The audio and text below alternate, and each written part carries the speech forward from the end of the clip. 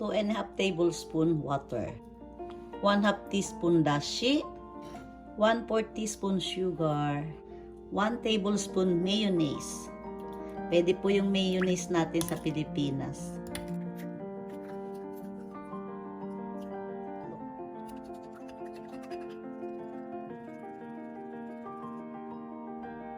One tablespoon na mantika.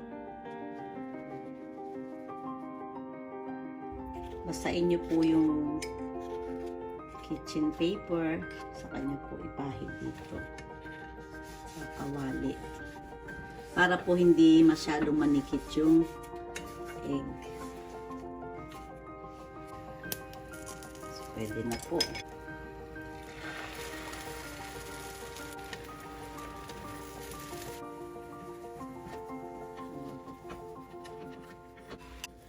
Tapos ganituhin po ninyo.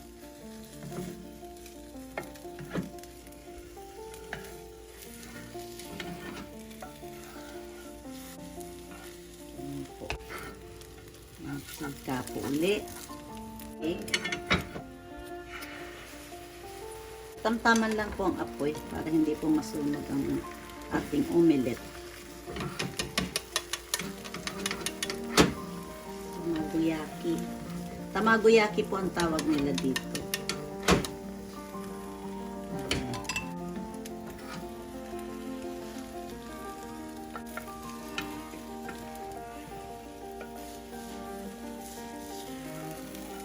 Okay lang po na ganyan yan.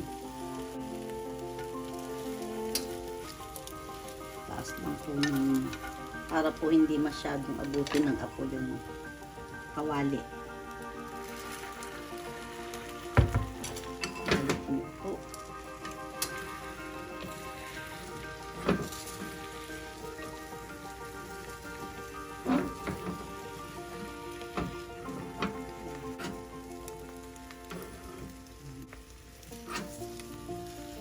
Angat nyo po ng konti sa kalan.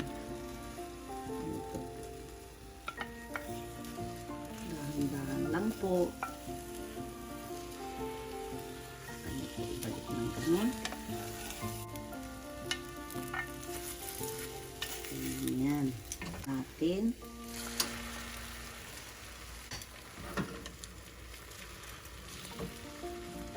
Huwag nyo na pong iiwanan pagka niluluto ninyo.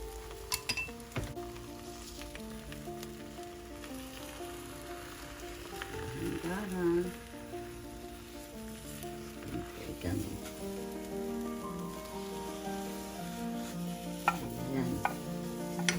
Babaan nyo na po. Saka nyo po i-press para pumantay dun sa kawali.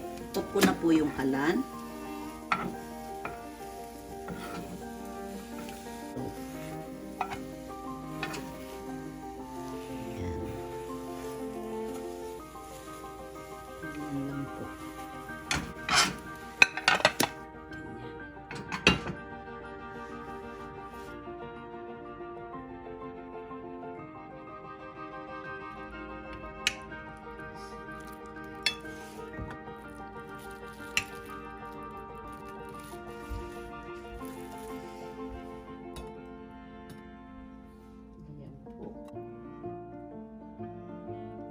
Itadakimasu.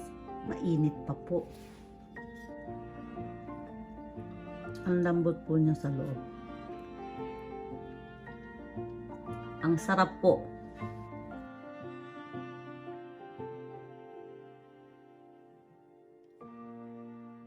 Sarap. Subukan niyo po ito. Napakasarap.